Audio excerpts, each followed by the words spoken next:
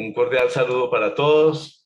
Esta noche tenemos el privilegio de continuar con la revisión de los aspectos prácticos de la Ley 1996, la Ley de Personas con Discapacidad y su decreto reglamentario, fundamentalmente en lo que tiene que ver con la designación de personas de apoyo y de las directivas anticipadas. Son las 6:03, primera vez que empezamos tarde. Les ofrezco de nuevo todas mis excusas. Agradezco la presencia con que cariñosamente nos acompañan cada semana. De manera especial quiero hacerles llegar mi saludo y el de UNOVOC y de todos los voluntarios de Colombia a nuestro querido amigo Hernán de la Fuente, que fielmente nos acompaña cada miércoles desde el Uruguay. Me distingue poder acompañarlos y quiero significar que no sé si hoy están presentes, pero el miércoles anterior yo participó de la reunión el ganador en el trabajo presentado en la Jornada Iberoamericana, el escribano Juan Pablo Villar de Uruguay, a quien yo le hice llegar la invitación que ustedes me hicieron llegar a mí. Así que también desde Uruguay seguramente no estoy solo, sino cada vez alguno otro de los especialistas en el tema a quien los tengo invitados, previa autorización que me dio Juan Carlos, Adriana y demás.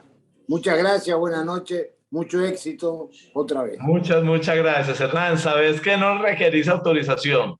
Esta invitación que te mandamos cada semana es para que por favor nos ayudes a difundirla. Es un favor grande que nos haces a todos nosotros. Le damos entonces, qué pena que no lo saludé la semana pasada expresamente al doctor Juan Pablo. Hernán, te pido que al doctor Juan Pablo y a los colegas uruguayos que nos acompañan les hagas llegar nuestro reconocimiento y nuestro sentimiento de gratitud. Como decíamos, esta tarde efectivamente vamos a continuar tratando de resolver muchas de las inquietudes que se nos presentan en el día a día frente a la manera práctica de aplicar las disposiciones de la Ley 1996 y su decreto reglamentario 1429. Ley 1996 del 19, recordemos todos, y su decreto reglamentario 1429 del 2020. La semana pasada tuvimos el privilegio, la alegría de escuchar a la doctora Marta Cuartas, notaria única de Sabaneta, al doctor Gustavo Emilio Palacios Calle, notario quinto de Medellín. Ellos esta tarde no podrán acompañarnos porque mañana y pasado mañana los notarios de Antioquia y Chocó tienen el desarrollo de unas jornadas académicas regionales con temas importantísimos. Primera vez que se van a hacer estas jornadas de manera presencial después de la pandemia en el auditorio, en uno de los auditorios de la Universidad de Medellín. Desde ya les auguramos los mejores éxitos. Nos excusamos por no poder acompañarlos, pero les pedimos también el favor de que, si es posible, nos hagan llegar lo más pronto posible las memorias de este importante certamen. La semana pasada nos acompañó y hoy está con nosotros nuevamente el doctor Gonzalo González Galvis, notario cuarto de Pereira, y por cuestiones académicas no nos pudo acompañar la semana pasada, pero hoy, honrando la palabra y además presente de corazón, está con nosotros el doctor Luis David Echeverri Duque, notario tercero de Medellín. De verdad que para UNOVOC es muy placentero, muy satisfactorio seguir llegando al hogar, al lugar donde cada uno de ustedes se encuentra los miércoles a las 6 de la tarde para que juntos repensemos nuestro quehacer. La doctora Adriana hoy no pudo saludar antes de las 6 de la tarde porque está por fuera, en el lugar donde se encuentra. No es fácil la comunicación, pero me encargó, por favor, que le hiciera llegar a todos ustedes un cariñoso saludo de Navidad, el deseo sincero de que el año que viene sea lleno de muchas gratas experiencias, que sea un año mejor que el que estamos cerrando y que este mesecito de diciembre, que casi siempre resulta ser bien interesante para nosotros porque casi siempre nos ayuda a solventar enero, que es casi muerto, y febrero, que no es muy distinto a enero.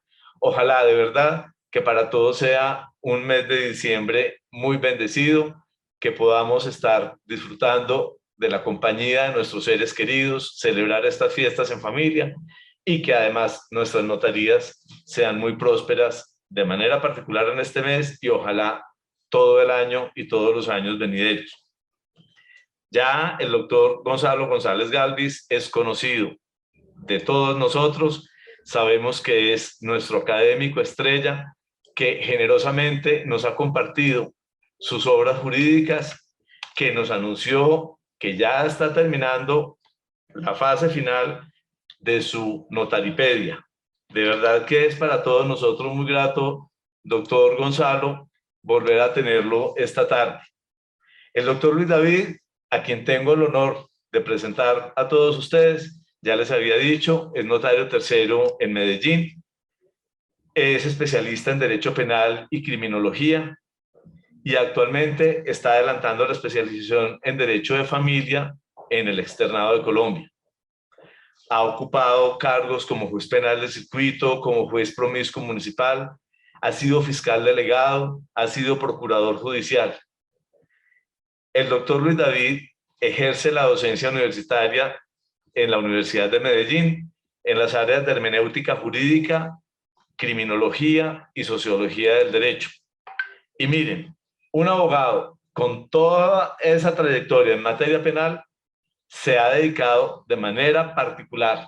Lógico, en la notaría nos toca todo el derecho, de manera particular el derecho privado, pero Luis David, de manera particular, le ha puesto el corazón y todas las ganas a este tema de el rompimiento, la eliminación de barreras para las personas con algún grado de discapacidad.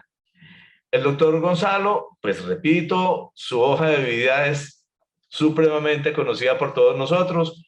Recordemos que se desempeña como notario cuarto de Pereira, es abogado especializado en Derecho Notarial y Registral y en Derecho Constitucional. Es también docente universitario, durante muchos años se ha dedicado a la docencia y es autor de varios libros, entre ellos el que comentaba hace 2 minutos, la Notaripedia, que ya está a punto de salir a publicación porque es que es de verdad una enciclopedia en materia notarial. De su autoría es el diccionario notarial que todos tenemos en nuestros despachos en las notarías de Colombia. Y otro libro bien importante que es el de los nuevos retos de la función notarial. El doctor Gonzalo es columnista en varios medios y periódicos del país y hace parte de la sala de instrucción del Tribunal de Ética Notarial. Bueno, le damos un saludo muy, muy especial a todos los amigos, a todos los colegas que nos acompañan. Nuestros expositores de hace una semana muy juiciosamente nos mandaron por escrito las respuestas a más de 40 inquietudes que se presentaron a través del chat. Propongo entonces que Luis David empiece, que no nos pudo acompañar la semana pasada. Luego de la intervención de Luis David interviene el doctor Gonzalo y les pedimos, si es posible, que vayan resolviendo las inquietudes que nos presentaron la semana pasada de acuerdo al trabajo que juiciosamente nos presentaron. Y además recuerden, a través del chat nos van a presentar ustedes, todos los asistentes, algunas inquietudes o opiniones que tengan. El doctor Miguel Alfredo, notario único de Buga, me había escrito y me llamó además desde la semana pasada pidiéndome que hoy, después de la intervención de los expositores, le consideramos el uso de la palabra durante 5 minuticos.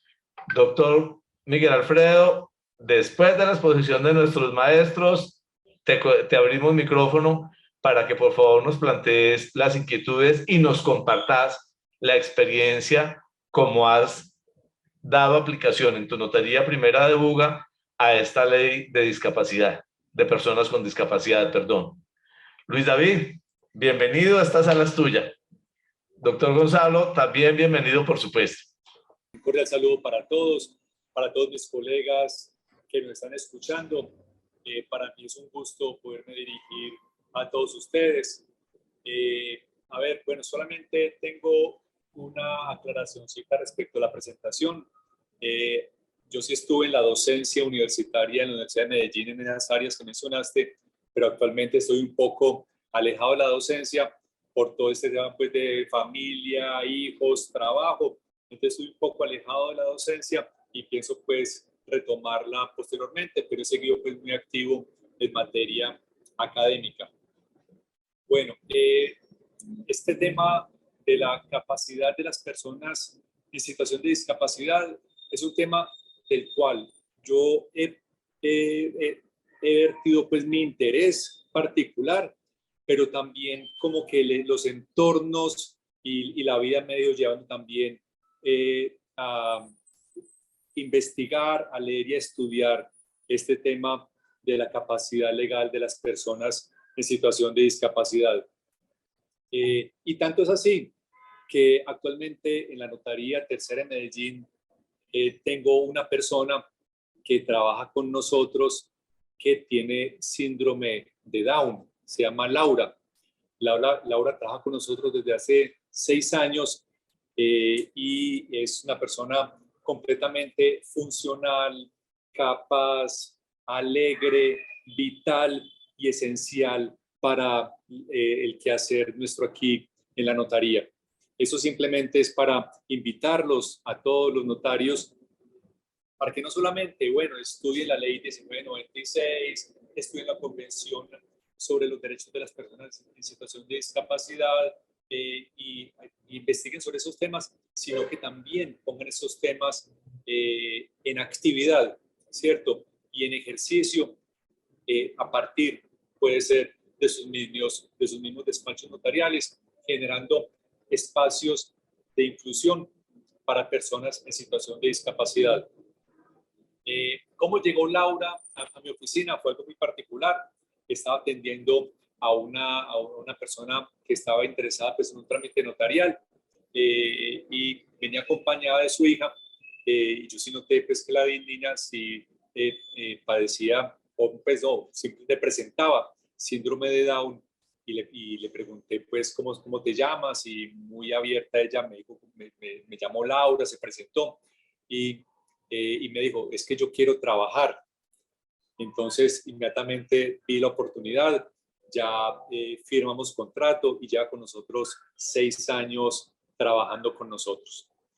Bueno, ese es un aspecto, una invitación que le hago a todos los colegas para que se sensibilicen especialmente, para que la inclusión sea real, no solamente de las personas que vienen a solicitar el servicio notarial, sino también para que la inclusión pueda ser en la misma notaría.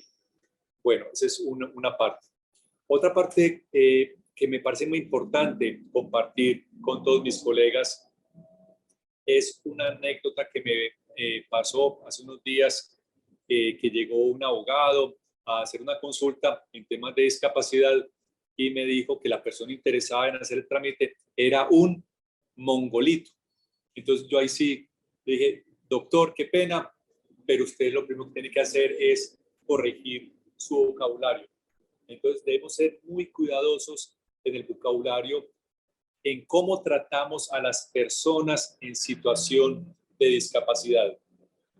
Ya está muy claro que ya no más mongolito, el ciego, el cojo, el no sé qué, no, sino tratar a las personas con la mayor dignidad posible, ¿cierto? Personas con discapacidad mental, con discapacidad cognitiva, con discapacidad de movilidad, con discapacidad visual, ¿cierto? Persona con discapacidad.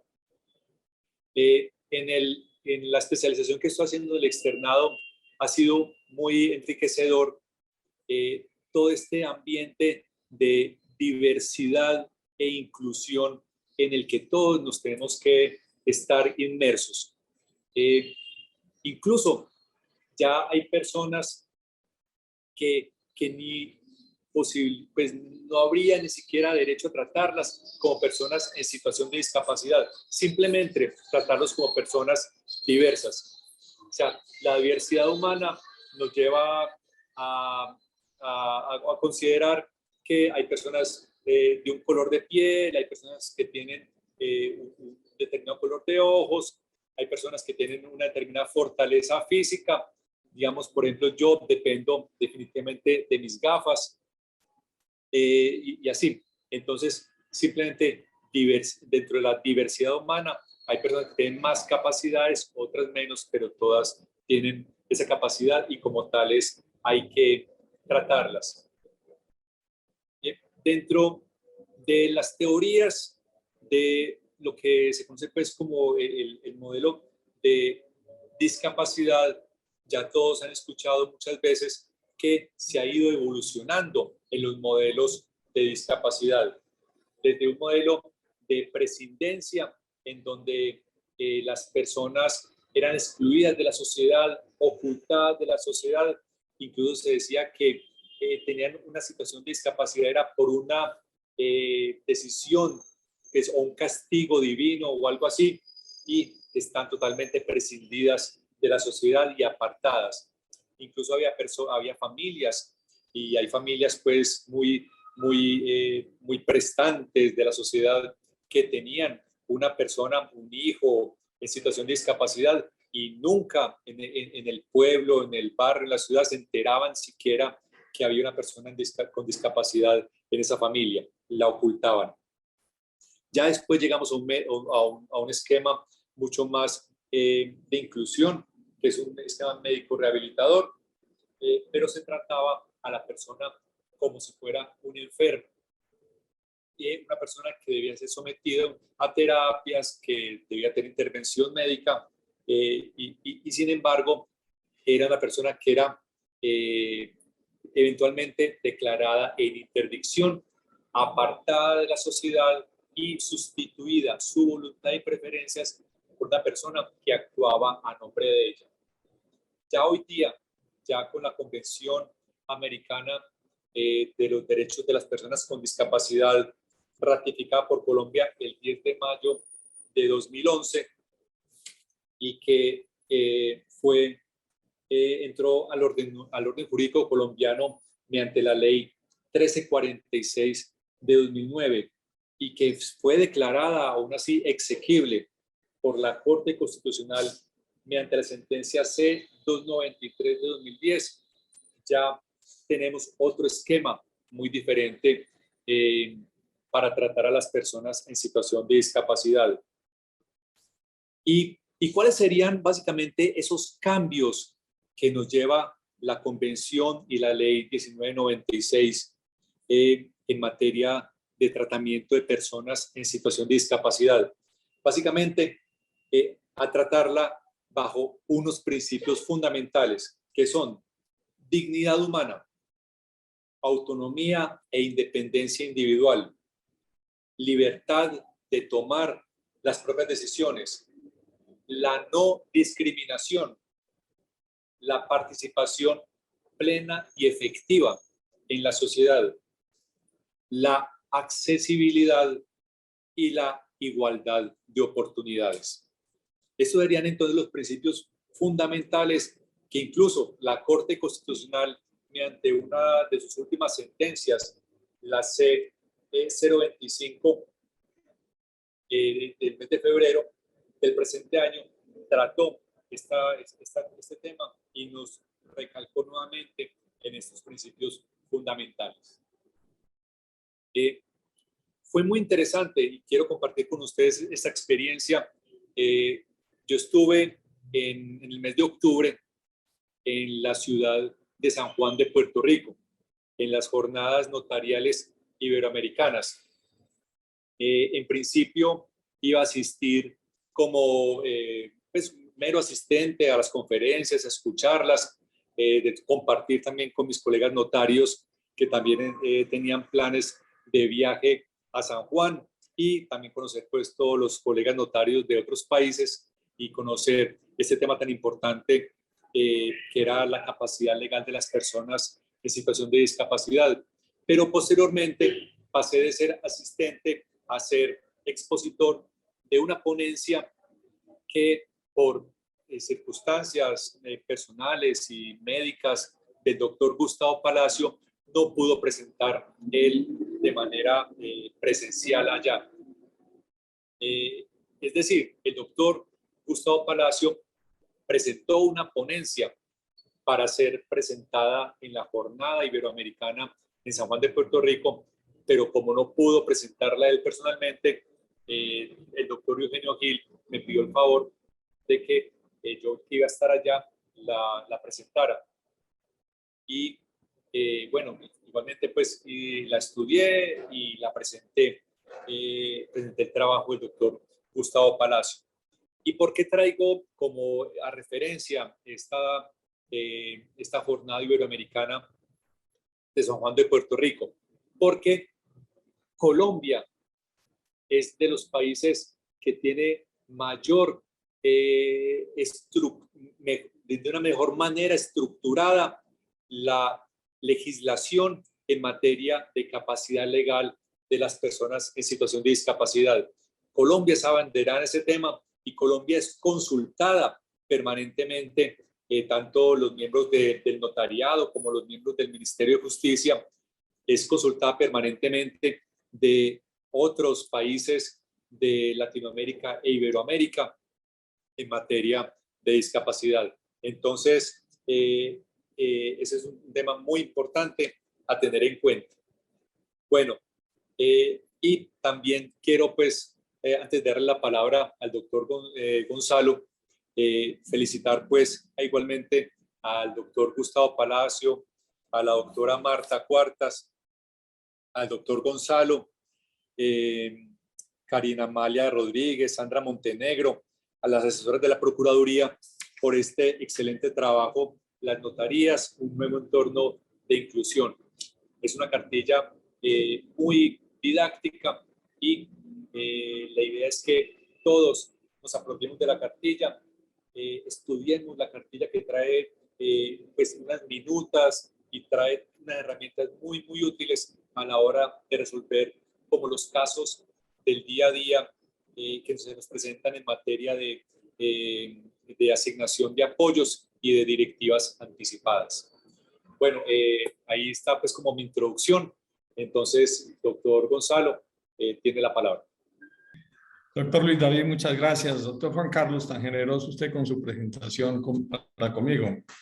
Pues yo lo he dicho y lo he sostenido, que cuando nosotros asumimos el cargo como notarios, sabemos de la gran responsabilidad que tenemos a cuestas, no solamente desde el punto de vista funcional, sino también ético, moral y, ¿por qué no decirlo?, vivencial.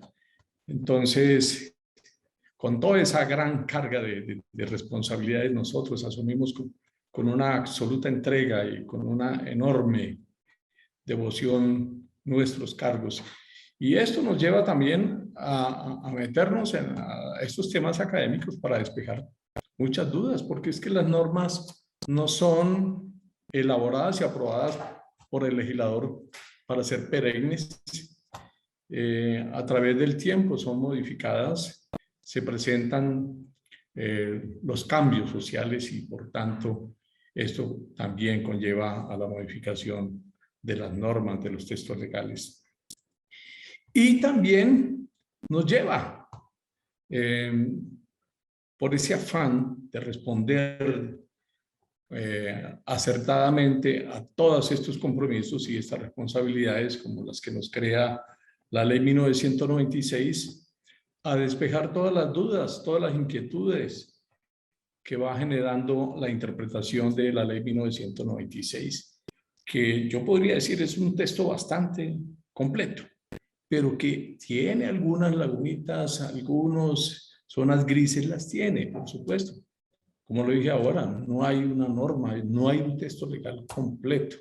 Siempre existirán las normas que tienen ese color grisáceo, es decir, y otras oscuras que requieren el esfuerzo del intérprete.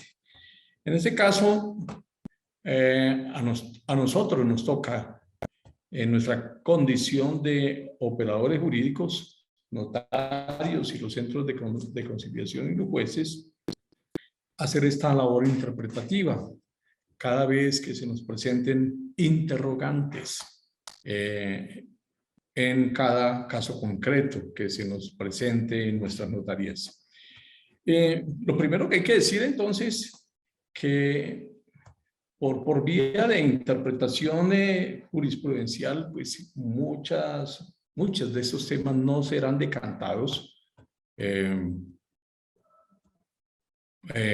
su rol de alta magistratura por la Corte Suprema de Justicia, porque estos asuntos no llegarán allá de pronto por vía de casación, tal vez, pero yo veo como muy difícil.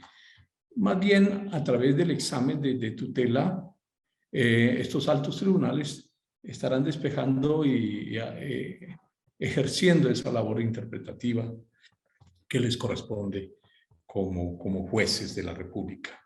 Pero por ahora, esa gran responsabilidad está en cabeza de nosotros. Y para partir en esta labor interpretativa, nada mejor que recordar que el artículo 2 nos entrega una norma que es muy clara. La presente ley debe interpretarse conforme a la Convención de las Naciones Unidas sobre los Derechos de las Personas con Discapacidad. Esta es la norma matriz, la norma tutelar, ¿sí? Y los demás pactos, convenios y convenciones internacionales aprobados por Colombia, que los hay.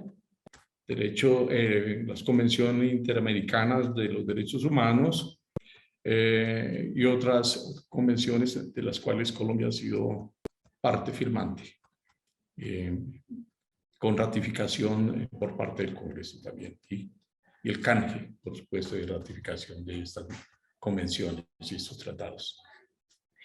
Y también por la integración que debe hacerse a través del bloque de constitucionalidad. Todos conocemos esa figura maravillosa que se creó en la Constitución del 91, que es el artículo 93, que habla del bloque de constitucionalidad, que hace entonces que nosotros tengamos que observar todas estas convenciones y tratados que hablan sobre los derechos humanos, con prelación sobre el derecho interno. Bueno, y también, como lo acaba de comentar el doctor Luis David, existen unos principios en esta ley 1996 que también nos ayuda a dilucidar, a aclarar muchas dudas al respecto. Él los acaba de mencionar rigurosamente, los principios están en el artículo 4, y también hay unos criterios que son los que sirven para establecer las salvaguardias, más concretamente dice la expresión, y que van muy aparejadas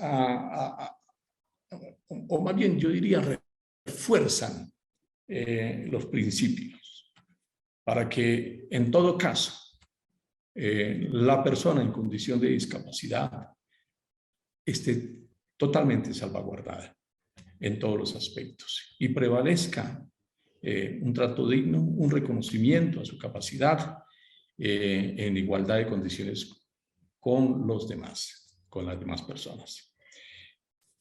Bueno, sobre todos estos temas, entonces, los notarios en el país, preocupados ya en su función fedataria y ya como aplicadores, como operadores de esta norma, de estas disposiciones, nos presentan a quienes estamos aquí al frente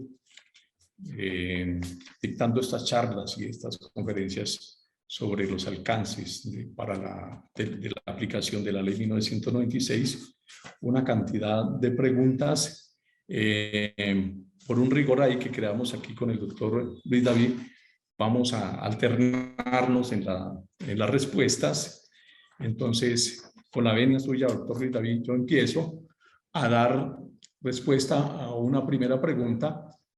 ¿Qué realiza la notaría Luz Ester? No dice nada más, no dice el nombre de la notaría. Dice así la pregunta: ¿la entrevista aplica también para quien fungiría como apoyo suplente? Es claro que al apoyo principal y al titular del acto sí se les hace. Bueno, yo quiero aclararle a la doctora Luz Ester que la entrevista, de acuerdo con la ley 1996, en su artículo 16, nos dice que es obligación, un segundito, previo a la suscripción del acuerdo, el notario deberá entrevistarse por separado con la persona titular del acto jurídico y verificar que el contenido del acuerdo de apoyo se ajuste a su voluntad, preferencias y a la ley. Es claro entonces que esta entrevista solo se refiere a la persona titular del apoyo. Para distinguir, para que los colegas en el futuro empecemos a darle buen manejo semántico, como corresponde a todas esas expresiones, siempre que tengamos referencia o que querramos hablar de la persona con discapacidad en el tema de los apoyos, vamos a mencionarlo como persona titular del apoyo, ¿sí? Para distinguirlo con la persona que presta el apoyo o la persona de apoyo. De esa manera se hace la distinción y claridad. Pero también el decreto reglamentario 1429, en consonancia pues, con la claridad de esta norma que acabo de leer de una manera muy clara, es demasiado clara. En el artículo 224.524, numeral tercero, entrevista previa antes del otorgamiento de la escritura que formalice el acuerdo de apoyo o las directivas anticipadas, el notario se entrevistará por separado con el titular del acto jurídico, indagándola con el fin de verificar su inequívoca voluntad para formalizar el acuerdo de apoyo o las directivas anticipadas. Bueno, en relación con las personas de apoyo, basta que en la escritura el notario deje la constancia de que se le advirtió a las personas de apoyo, a la persona de apoyo, de las obligaciones que se derivan de tal designación. Ahí debe estar, ahí en el acta, que se le leyeron, conforme lo expresa la ley 1996, cuáles son las obligaciones y responsabilidades que asumen en este rol como persona de apoyo. Por lo tanto, no va y no existe esa obligación de hacer la entrevista con la persona de apoyo o las personas de apoyo, o el titular, o el suplente, o los suplentes. No es una obligación realizar esa entrevista. No obstante, yo por curiosidad estaba mirando la Convención sobre los Derechos de las Personas con Discapacidad y por ahí sí menciona que esa entrevista también podría cubrir a las personas de apoyo, ¿sí? Pero nuestra ley es muy clara en ese aspecto, que no las cobija y por lo tanto no es obligatorio realizar esta entrevista. Doctor Luis David.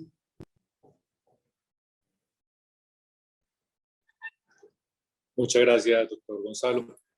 Bueno, dentro de las preguntas que nuestros colegas notarios hicieron en el pasado conversatorio, hubo algunas muy como insistentes, como en querer establecer qué criterios o qué herramientas contaba el notario para evaluar si una persona estaba en situación de discapacidad o no, cuándo podía realizar en la notaría acuerdos de apoyo o cuándo debía remitirla igualmente a un trámite judicial para asignación de apoyos. De todos modos,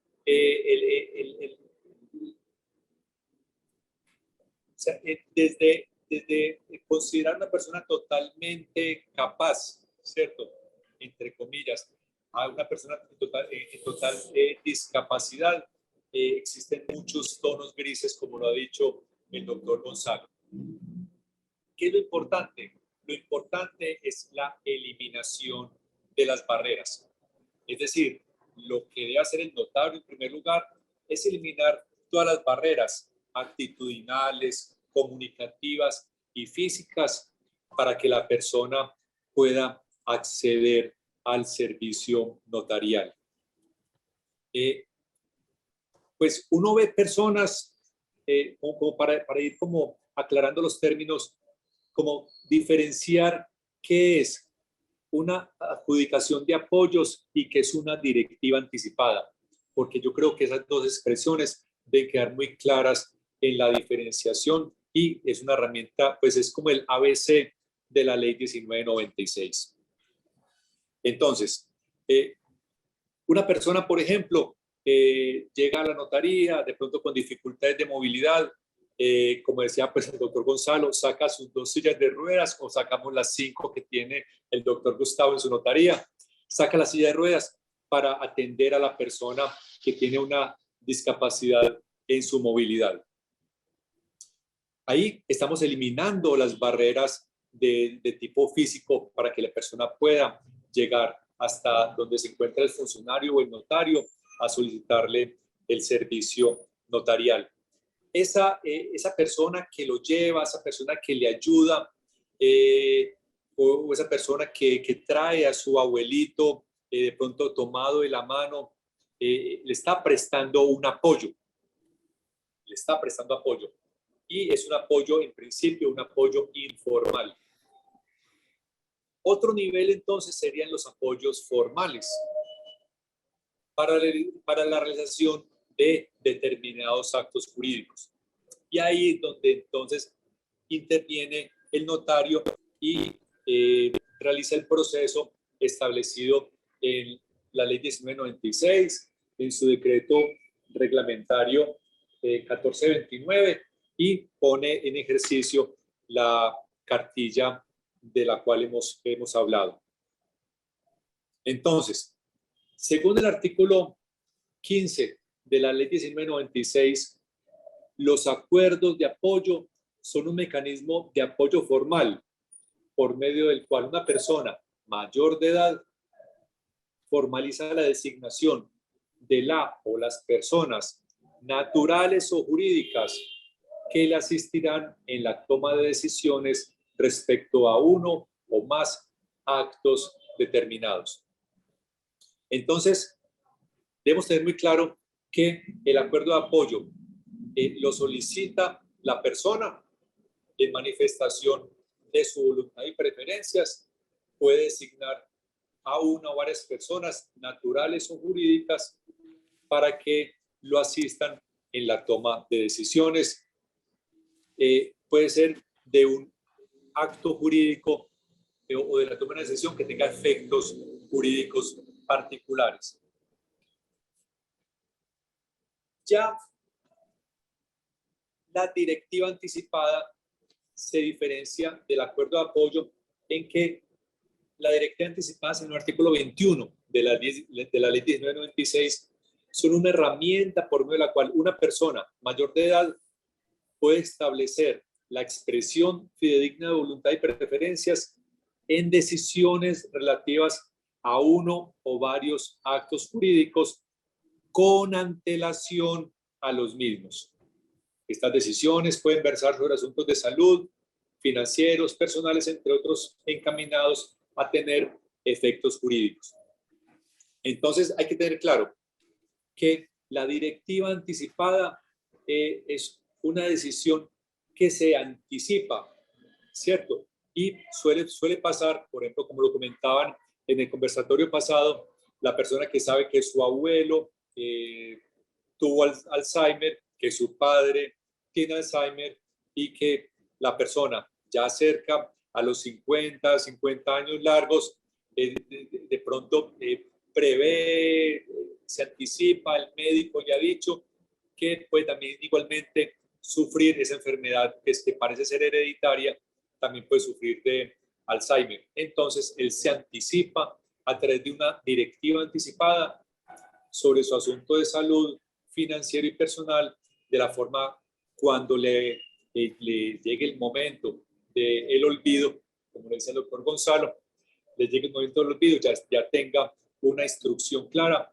de cómo quiere que sea manejado su situación de salud, si quiere que lo mantengan vivo por mucho tiempo, si quiere que no hagan demasiado esfuerzo de mantenerle la vida, cómo quiere manejar sus bienes, su patrimonio y en general pues todas sus decisiones con miras a tener efectos jurídicos.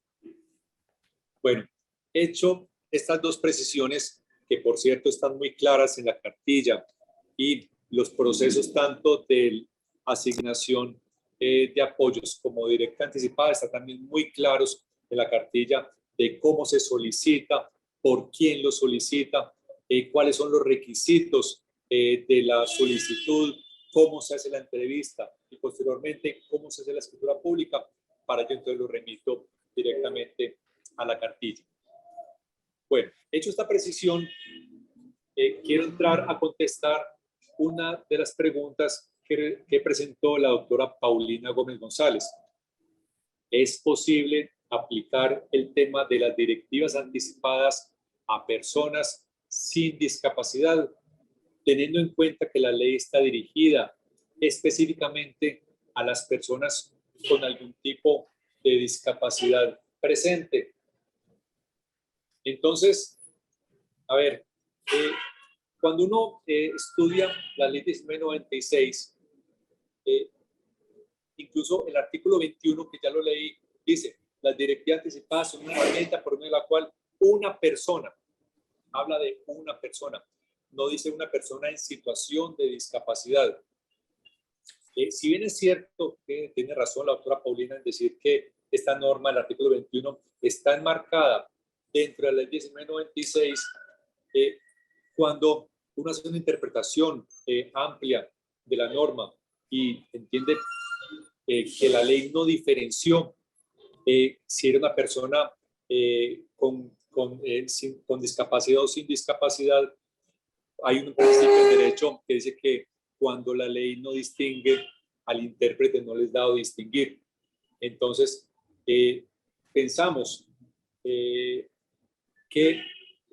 cualquier persona puede realizar una directiva anticipada aplicando el artículo 21 de la ley 996 y su decreto reglamentario y realizar una directiva anticipada aunque en el momento no padezcan ninguna situación de discapacidad. Doctor Gonzalo, tiene la palabra. Quisiera adicionar a su respuesta, doctor, también el origen de la directiva anticipada. Es claro que el origen de la directiva anticipada inclusive se remonta en muchos, pero muchísimos años a todos estos instrumentos y estas herramientas que menciona la ley 1996. En Nueva York, por primera vez se habló sobre el tema de las directivas anticipadas, como las famosas living will, es decir, los testamentos vitales, mediante la cual las personas preveían que por cuestiones genéticas, cuestiones hereditarias, iban a padecer enfermedades incurables, enfermedades catastróficas o degenerativas.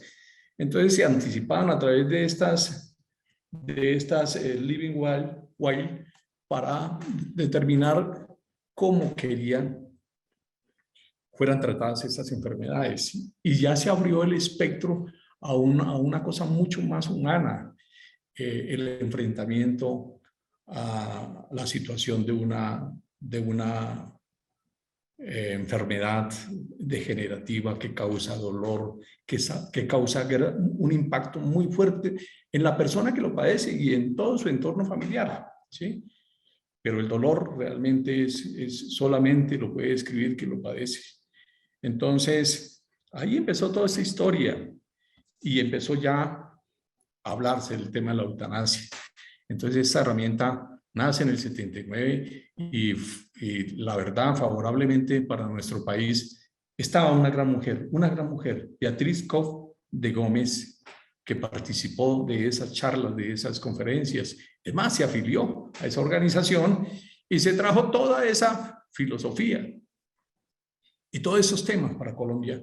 Y aquí empezó a expandir todo este ideario, toda esa filosofía en beneficio de las personas que padecen enfermedades catastróficas y ese dolor de esas enfermedades terminales, para lograr, después de unas luchas incesantes en el entorno meramente civil y de opinión y de estar mandando mensajes a toda la comunidad, porque no tenían mayor influencia en los temas de interpretación legal. Además, no se había creado la Corte Constitucional, que empezó a valorar de una manera extraordinaria todos estos derechos de las personas. Entonces, cuando ya se crea la Corte, favorece precisamente la creación de este entorno de favorecimiento para la eutanasia y se refuerza la labor que hacía o que desde esa época viene desarrollando la Fundación Solidaridad Humanitaria, que hoy se llama la DMD, Derecho a Morir Dignamente. Este instrumento, esta herramienta, entonces, fue aprobada en la sentencia del doctor Carlos Gaviria Díaz, una sentencia bastante icónica, llamémoslo así, sentencia C-239 de 1997, y abre todo el terreno de la discusión y también el terreno para hablar ya de los derechos fundamentales de las personas que padecen estos problemas. Entonces, todo esto crea la necesidad que el gobierno empiece ya a crear también los decretos, los instrumentos legales para adecuar la eutanasia, y después de muchos años, apenas hace unos breves años se viene hablando de la reglamentación por parte del Ministerio de Salud para que se aplique la eutanasia. No obstante, existe todavía una barrera impresionante que impide la aplicación de la eutanasia, a pesar de que existen ya los instrumentos legales. Por eso yo quería hacer la aclaración, doctor Luis David, y me permite, me disculpa la extensión de esto, pero es que ahí es donde yo veo que existe ese vacío, tanto en la ley 1996, por ejemplo, en ese artículo que usted leyó, y confrontado con el artículo primero que habla que esta ley se crea para las personas mayores con discapacidad y que estas herramientas son para ellos. Pero yo creo que no es así. Una persona previendo situaciones que en el futuro puede encarar, que puede vivir, puede llevar, afrontar, puede suscribir una directiva anticipada. Bueno, siguiendo entonces con el orden que nos hemos trazado de dar la respuesta a las preguntas que nos han hecho los colegas, está otra pregunta de la doctora Luz Ester. Si en una solicitud se informa que la titular del acto es propietaria de un inmueble con matrícula X, ¿es necesario registrar la escritura de apoyo en la oficina de registro, pese a que no va a realizarse la venta del inmueble tan prontamente? La respuesta la tiene el artículo 51 de la ley 1996, que con gran claridad nos dice: actos jurídicos que involucren bienes sujetos a registro para efectos de publicidad a terceros. Los actos jurídicos que involucren bienes sujetos a registro deberán contar con una anotación de que el acto en cuestión fue realizado utilizando apoyos, independientemente del mecanismo para la celebración de apoyos se utilice. Entonces, no se hace necesario. Y creo que si una persona o un notario eleva la escritura conteniendo ese acto formal de apoyo, y pretenden llevarlo al registro, no creo que la oficina de registro haga la anotación pertinente. Yo considero que hace la devolución por cuanto no existen los mecanismos legales para su inscripción. Doctor Luis David, le cedo la palabra. Muy bien, muchas gracias. Bueno, y continuando con ese tema tratado por el doctor Gonzalo en la última respuesta, es pertinente pues, recordar que el artículo 51 del decreto de la ley 1996 establece que para efectos de publicidad a terceros, los actos jurídicos que involucren bienes sujetos a registro deberán contar con una anotación de que el acto en cuestión fue realizado utilizando apoyos, independientemente del mecanismo para la celebración de apoyos que se utilice. Entonces, eso me lleva a responder la cuarta pregunta, que es de la doctora Luz Ester. Dice, hay un concepto de la Superintendencia de Notariado que indica que si se debe la salvedad o anotación de que la actuación se realizó con acta de apoyo y si la solicitud lleva como anexo la historia clínica, se recibe o se devuelve. Bueno, realmente la doctora Luz Ester de pronto escribió como muy a la carrera y no quedó muy clara la pregunta, pero la esencia, creo yo, que está preguntando es en referencia al artículo 51, cuando el acto jurídico que realiza la persona en situación de discapacidad y esta persona tiene una asignación de apoyos que en registro debe contar con una anotación que el acto en cuestión fue realizado utilizando apoyos. Sería lo primero. Y lo segundo es si lleva como anexo la historia clínica. Realmente en el decreto 1429, cuando habla del trámite para la formalización de acuerdos de apoyo o directivas anticipadas en notarías, es el artículo 2.2.4.5.2.4. Establece pues cómo se formaliza el acuerdo de apoyo o la directiva anticipada en notarías y establece pues numeral primero, solicitud y recepción de la solicitud y qué datos lleva la solicitud y dice en el literal D muy claramente: los trámites de formalización de acuerdos de apoyo se sustentan únicamente en la expresión de voluntad de la persona con discapacidad. En consecuencia, en ninguna de sus etapas se requiere contar con un informe de valoración de apoyos expedido por una entidad prestadora de ese servicio. Con todo,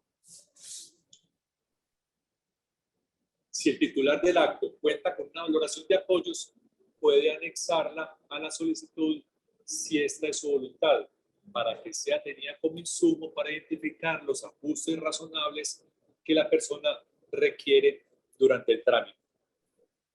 Entonces, lo cierto es que la historia clínica es un documento muy delicado que tiene como cierta reserva por la intimidad y por todo lo que trata una historia clínica. Yo en lo posible trato de no recibir historias clínicas y me da pena realmente ponerme a leer y estudiar una historia clínica porque ahí está toda, pues como toda la intimidad y todo lo que la persona pues tiene, padece y ha manifestado. Entonces trato de pedirle como algún, pues que me pase como lo esencial, lo fundamental, para saber qué tipo de ajustes razonables hay que realizar y qué tipo de apoyos la persona debe contar para realizar sus actos jurídicos. Entonces, yo creo que de esa manera se resuelve la pregunta de la doctora Luz Ester, manifestando pues que en lo posible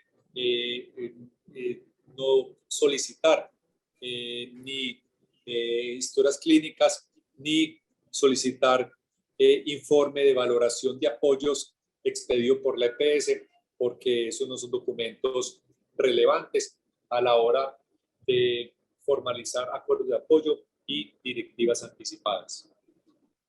Bueno, doctor Gonzalo. Gracias, doctor.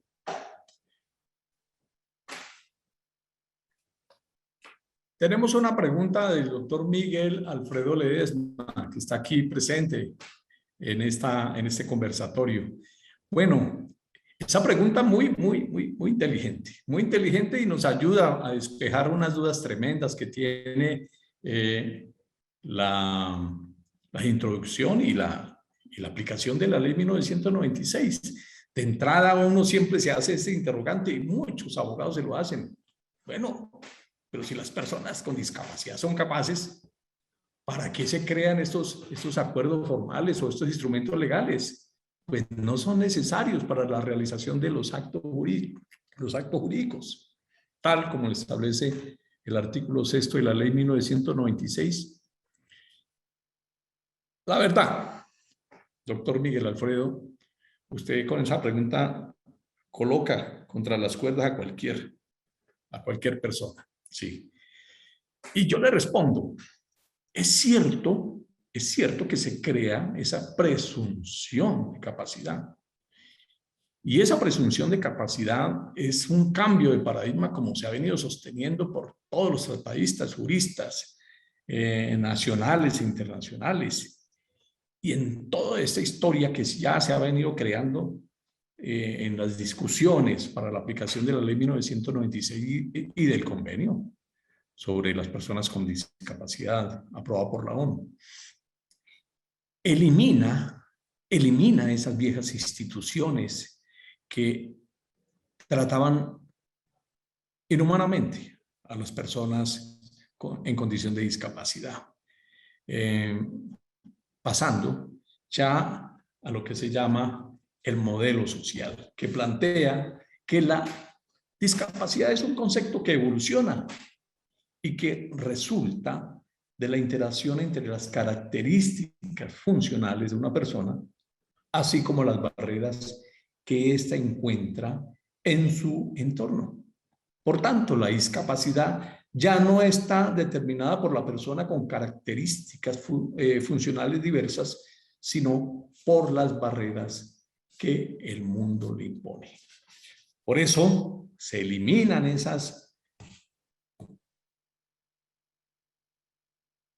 instituciones como sí que crean la interdicción, las incapacidades, y se revisa todos estos artículos del Código Civil.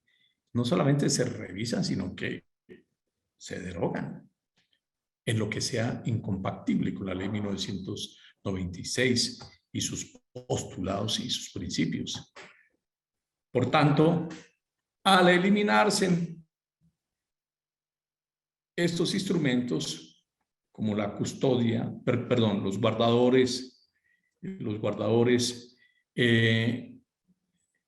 para que sustituían la voluntad de la persona con discapacidad, llamémosla la persona incapaz, antes de la ley 1996. Al ser eliminada esa figura, esa institución y los guardadores, entonces la ley necesariamente tuvo que crear estas personas de apoyo. ¿Para qué? No para que sustituyan la voluntad del discapacitado, sino para que lo asesoren, lo guíen, lo orienten, para que le den claridad en muchos aspectos de los cuales ellos no tienen las habilidades y las capacidades y las condiciones para conocerlas. Entonces, creo que esto no pugna contra esta institución que crea la presunción de capacidad de las personas en el artículo 6. Todo lo contrario, facilita la comunicación de la persona con discapacidad de su voluntad y de sus preferencias. Con eso queda, considero, dada la respuesta.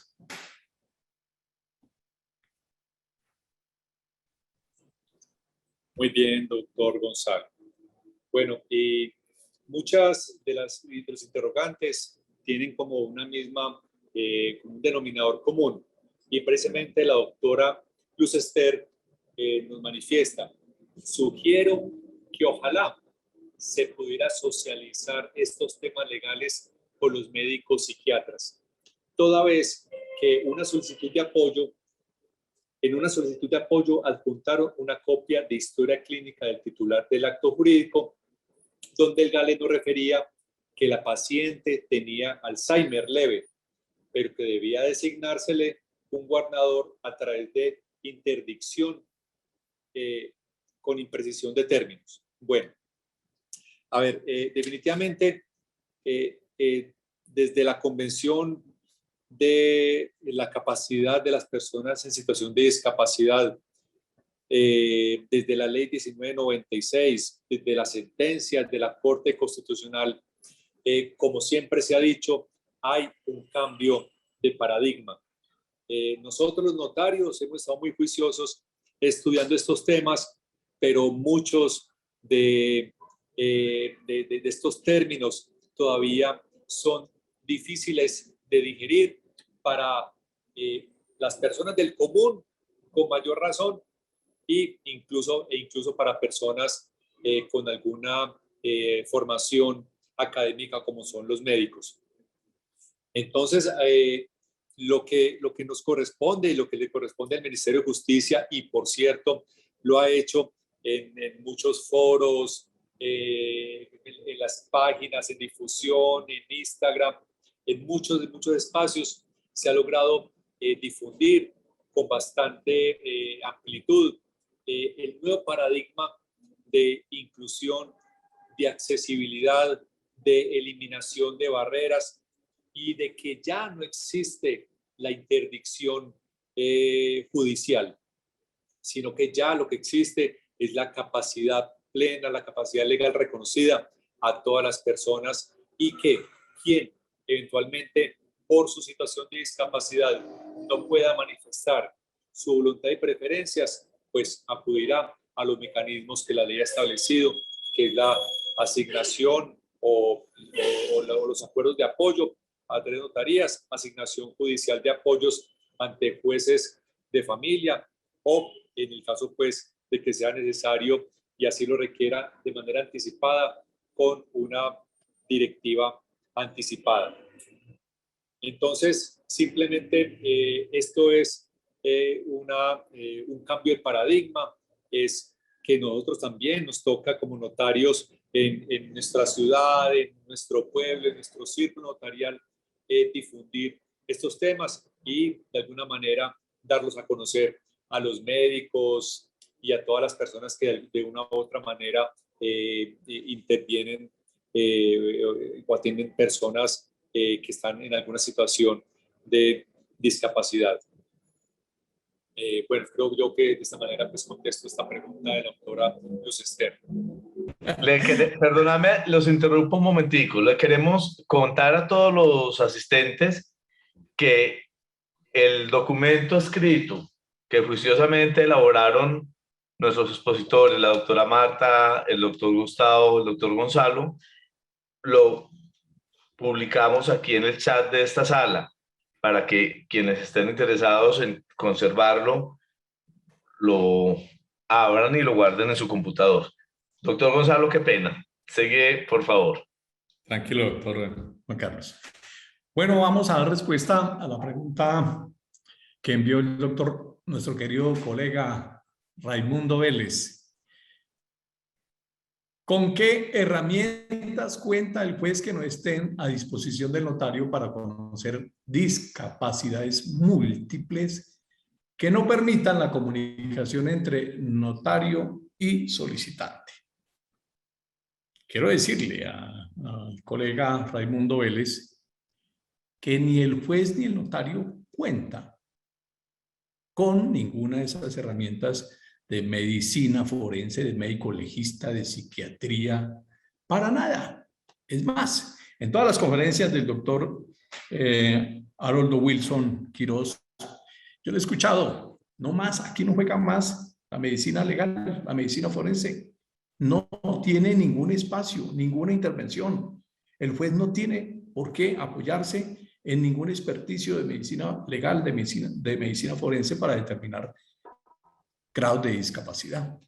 Lo único que cuenta, con lo que cuenta el juez para los procesos judiciales de apoyo transitorio y también para la revisión de la interdicción o las inhabilidades, son las famosas valoraciones de apoyo.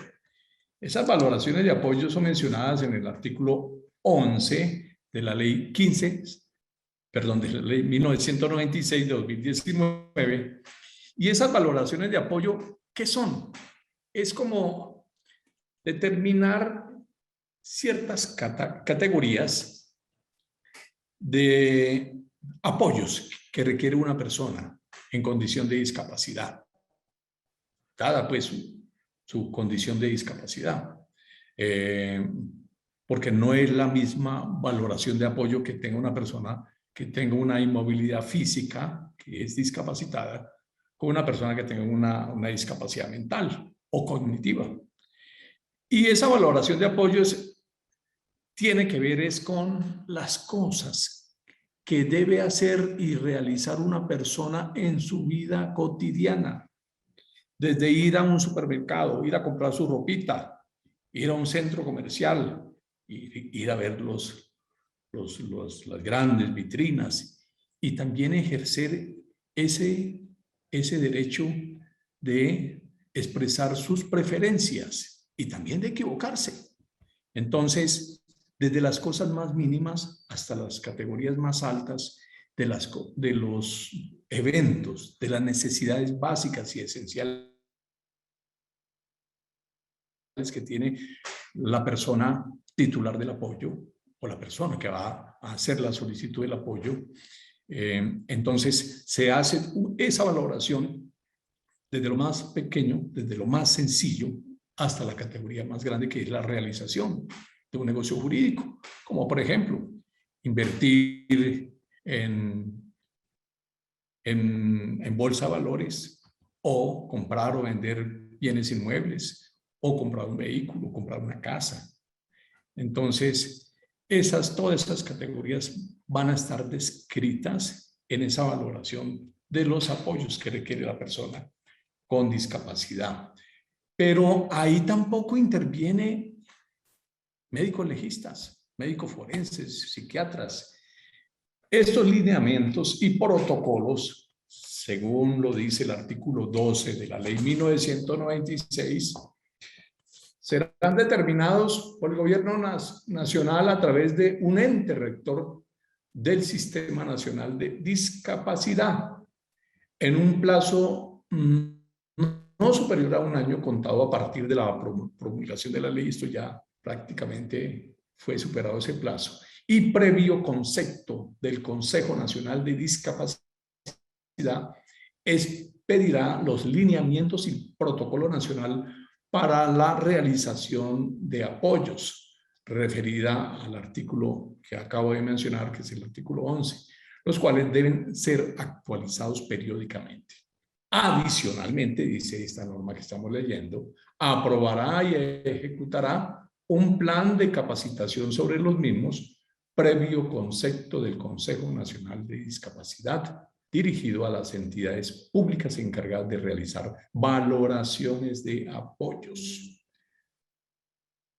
Para la realización de estos lineamientos se contará con la participación de las entidades a las que se refiere el artículo 11 de la presente ley, y se garantizará la participación de las organizaciones de y para personas con discapacidad. A renglón seguido está el artículo 13, que habla de la reglamentación de la prestación del servicio de valoración de apoyos. El ente rector del Sistema Nacional de Discapacidad, en un plazo no superior a 18 meses contados a partir de la promulgación de la presente ley y previo concepto del Consejo Nacional de Discapacidad, reglamentará la prestación de servicios de valoración de apoyos que realicen las entidades públicas y privadas. Aquí ya mencionan las entidades tanto públicas como privadas. La elaboración de esta reglamentación deberá contar con la participación de las entidades públicas que prestarán los servicios de valoración, así como de las organizaciones de y para personas con discapacidad. Por lo tanto, apreciado doctor Raimundo Vélez, nosotros no tenemos esas herramientas. Es como, y para eso contamos solamente con la entrevista personal.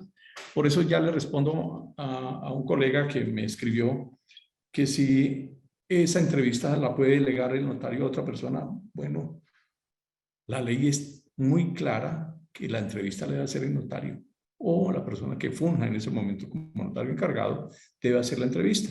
Pues uno se puede rodear de un equipo de trabajo multidisciplinario, personas que lo están apoyando a uno en esa gestión, orientándolo bien para dar soluciones acertadas.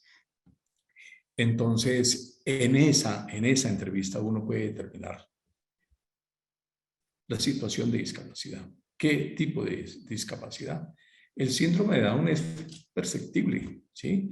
Y el síndrome de Down, quienes, como el doctor Luis David, que ya tiene esa experiencia tan bonita que nos acaba de narrar y de inclusión maravillosa, no limita. Hay unas personas que padecen el síndrome de Down y son extraordinarias, tienen una inteligencia extraordinaria, una capacidad intelectual impresionante.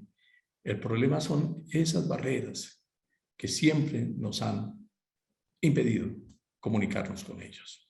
Y una de esas barreras, las mencionaba el doctor Luis David, aquí le traigo al mongólico este, o el tontico, o el bobito de la casa. No, eso no es así.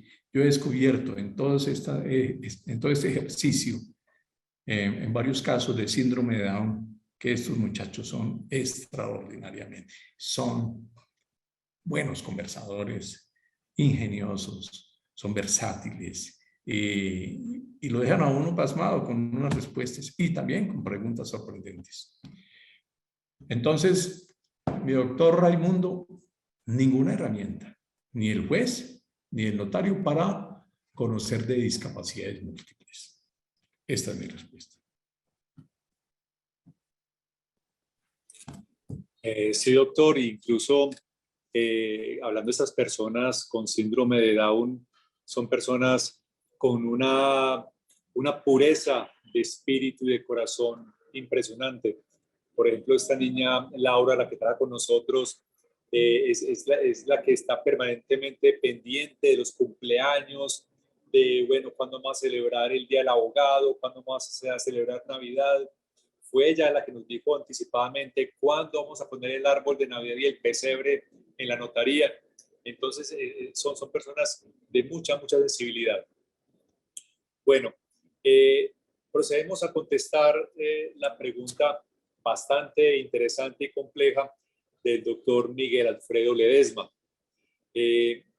Dice, el sordomudo, o que mejor podríamos decir, la persona con discapacidad en su habla y discapacidad auditiva, debe valerse un intérprete. Artículo 54, Ley 1306-2009, no fue derogado por la Ley 1996 del 19. ¿Cómo entender la pervivencia de un proceso de interdicción como el regulado en el inciso quinto de ese artículo 54? Cuando el artículo 53 de la ley 1996 lo prohíbe y transcribe la norma de la ley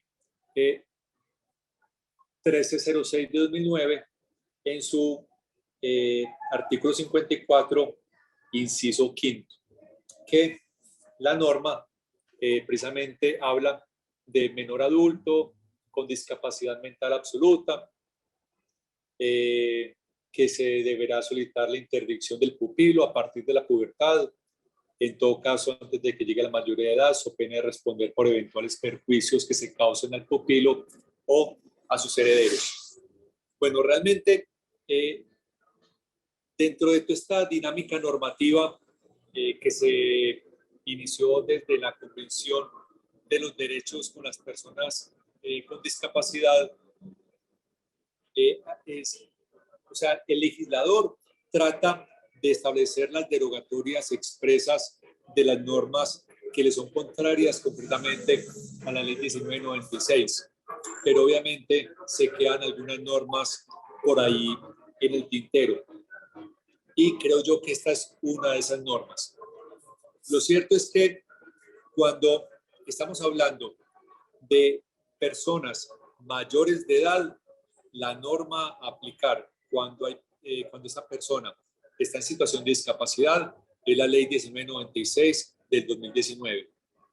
Cuando estamos hablando de personas menores de edad, ¿cierto? O personas adolescentes y con mayor razón niños y niñas, la ley aplicable es la 1306 de 2009. En todo caso, sí está completamente claro que no existen procesos de interdicción a personas mayores de edad, pues en todos ellos se presume su capacidad.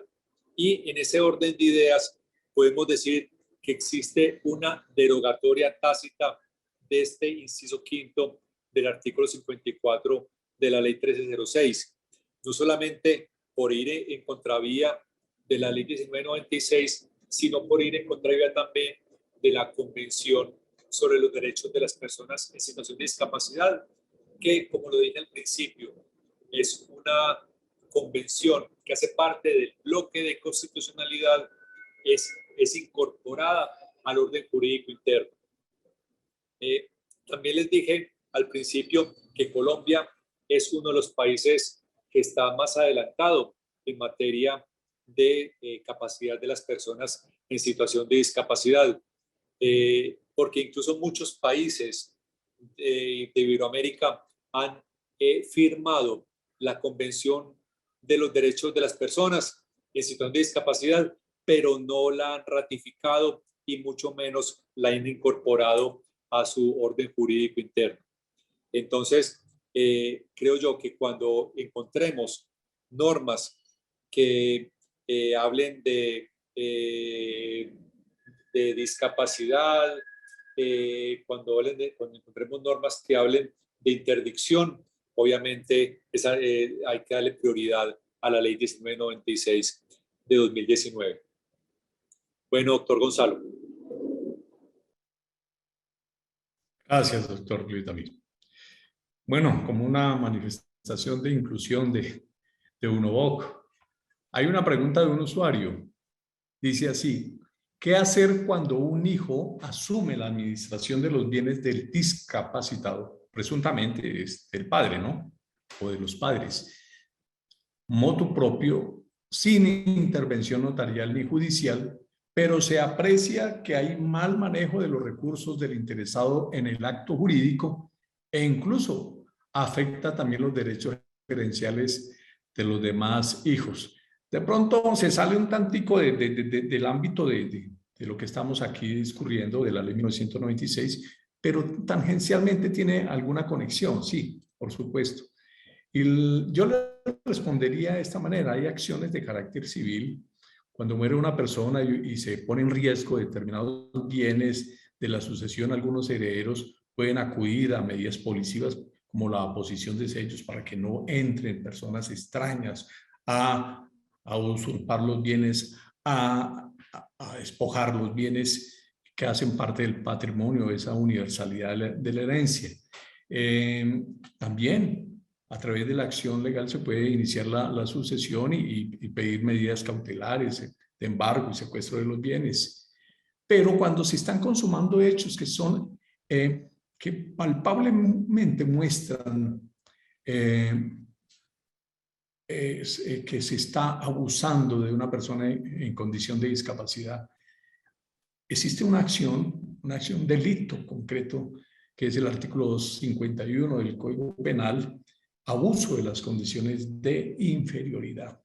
Les cuento que aquí en Pereira, el Tribunal Superior de Pereira dictó una sentencia sobre este caso de abuso de condiciones de inferioridad que involucraba a varias personas, pues a todas medidas de aseguramiento y fueron condenados. Y también, por supuesto, viene pues también la medida para ordenar la nulidad de esos actos que hicieron en abuso de esas condiciones de inferioridad. Entonces, ahí está la respuesta: acciones de carácter legal, civiles y de carácter penal.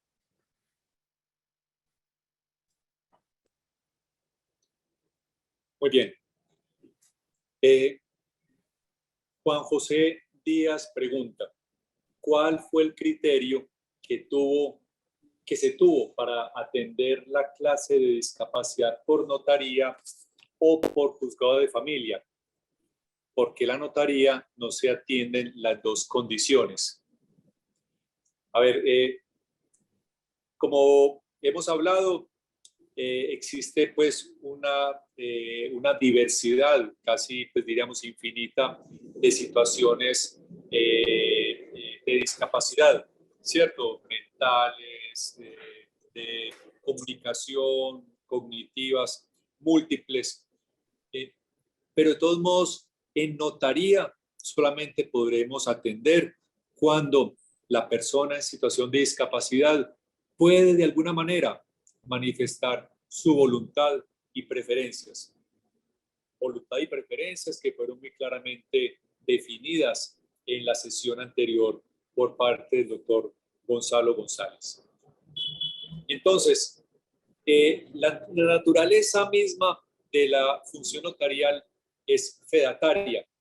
El notario actúa cuando no encuentra un conflicto que se esté presentando. Y cuando la persona en situación de discapacidad puede manifestar su voluntad y preferencias. Esta persona podría decir, yo quiero que el señor X, que es experto en materia inmobiliaria, sea quien me ayude a la compra de mi casa. ¿Cierto? Yo que no comprendo, ¿cierto? No tengo la forma de hacer un negocio determinado, solicito pues que sea mi hijo el que me ayude a realizar determinado negocio.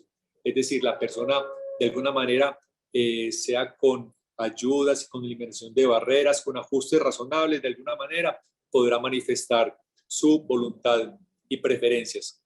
Ya cuando la persona no puede manifestar esa voluntad y preferencias, ya la vía es la vía judicial. ¿Por qué? Y me parece muy natural, porque es en ese escenario judicial en donde el juez puede practicar pruebas, hacer una valoración de los documentos que se le aporten, contar con informes de valoración de apoyos por expertos, llamar a hacer declaraciones testimoniales de la familia y determinar muy claramente qué es lo que se pretende hacer, cómo se quiere hacer y quién va a ser la persona idónea para acompañar, para facilitar ese trámite en el cual existe un interés. Entonces creo yo que esa sería la diferencia o el criterio para que unos trámites se realicen por notaría y otros definitivamente tengan que realizarse en el escenario de la jurisdicción ante el juez de familia.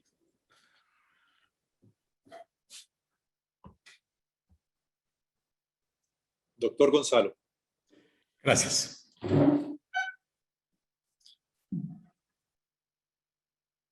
Llega esta pregunta de la doctora Ana Milena Ibarra y se refiere a un tema de la jurisdicción de familia. Dice ella, el juzgado de familia inadmite una demanda de adjudicación judicial de apoyos, aduciendo que la esposa de la persona en estado de discapacidad, entre paréntesis, quien solicita hacer su apoyo, tiene conflicto de intereses por ser copropietaria del bien inmueble que se quiere dividir. Yo le respondo a la doctora Ana Milena que yo creo que al juez de familia se le fueron las luces. Sí, porque es que esa decisión de que existe un conflicto de intereses se tiene que dar en la decisión de fondo, en la sentencia. Ahí es donde debe valorar si existe un conflicto de intereses de los que menciona el artículo 3º, numeral 9 de la ley 1996 cuando se refiere, hay conflicto de interés, situación en la cual un interés laboral, personal, profesional, familiar o de negocios de una persona puede llegar a afectar el desempeño y o las decisiones imparciales y objetivas de sus funciones. También el artículo 45 refiere al conflicto de intereses de la siguiente manera: inhabilidades para ser persona de apoyo. La existencia de conflicto de interés entre la persona titular del acto jurídico y la persona designada como apoyo. Yo creo que se le fueron las luces porque esto no constituye un requisito de la demanda que contempla el artículo 82 del Código General del Proceso, que fue ampliado por el decreto 806, pero para unas cosas que en nada menciona el conflicto de interés. Después debe admitir la demanda y valorar ya en el plenario del proceso las pruebas que determinan si realmente existe ese conflicto de interés y por lo cual no se hace esa adjudicación de apoyos. Gracias. Muy bien, doctor. Doctor Luis David. Perfecto. Bueno, María Constanza Cascante Chávez. Pregunta, ¿cree que es posible buscar un apoyo por parte de un incapaz para el otorgamiento de poder general? Bueno, preferiría, doctora María Constanza, y me disculpa, en vez de utilizar por parte de un incapaz, mejor hablar de una persona en situación de discapacidad o una persona con discapacidad, como tratar de evitar como que el incapaz, o sea, que la palabra incapaz sea como el adjetivo de la persona, ¿cierto? Sino que la persona está en unas circunstancias que serían menos gravosas y menos difíciles para él en la medida en que nosotros y toda la sociedad completa elimine las barreras correspondientes. Eso es solamente pues como como una precisión de tipo terminológico. Incluso pues podríamos decir que no existirían personas en situación de discapacidad si lográramos como sociedad eliminar totalmente todas las barreras. Y yo creo que hacia eso vamos, ¿cierto? Tenemos la tecnología, las sociedades y la ciencia van a llegar a un momento en que van a lograr que todas las personas con alguna situación de discapacidad logren expresar su voluntad y preferencias. Cierro paréntesis. Ahora pregunta la doctora Cascante, ¿es posible buscar un apoyo para el otorgamiento de poder general? Consideramos que según el artículo 48 de la ley 1996, el poder general de alguna manera desnaturaliza todo el contenido de la ley 1996, porque de alguna manera ese poder general sustituiría así totalmente la voluntad y preferencias de esta persona. Según el artículo 48, la persona de apoyo representará a la persona titular del acto solo en aquellos casos en donde exista un mandato expreso de la persona titular para efectuar uno o varios actos jurídicos en su nombre y representación. Pero entonces extender la designación de una persona de apoyo así al estilo de un poder general excedería la voluntad y preferencias que la persona en situación de discapacidad puede llegar a expresar. Nosotros sabemos la cantidad de facultades que otorga un poder general y creemos pues que sería contradictorio lo uno con lo otro. Sí, doctor Gonzalo. Gracias, doctor Luis David. También de un usuario llega la siguiente pregunta. La leo. Entonces, ¿qué hacer si la pensión la consignan a una cuenta, pero es una persona distinta el titular que retira esos dineros y dispone de ellos, sin que exista acuerdo de apoyo alguno?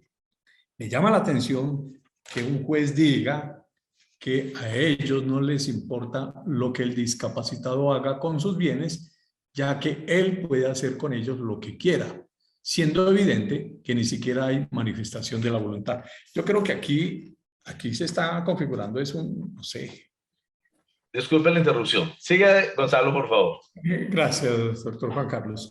La notaria Patricia Leonor López Sequeira trae una pregunta que dice así: a mí me tocó un caso de una menor con síndrome de Down y su hermana quería acuerdo de apoyo porque una ginecóloga le pedía autorización antes de someterla a operaciones para que no quede embarazada. Yo le dije que los acuerdos de apoyo son para mayores y que el menor está representado por sus padres y que la autorización la daban los que tenían patria potestad, pero la ginecóloga le insistía en acuerdo de apoyo porque la menor no quería el procedimiento y yo le expliqué que el tema no era conmigo y que debían ir ante funcionario judicial.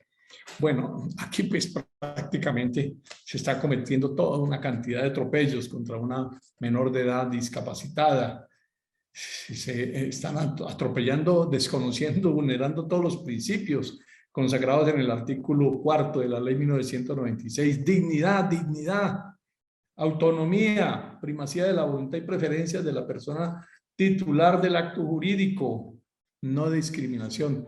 Y así se diga que los menores no son objeto de la aplicación de la ley 1996, pero por aplicación de la Convención sobre los Derechos de las Personas con Discapacidad, le dedica, ya voy a hacer lectura,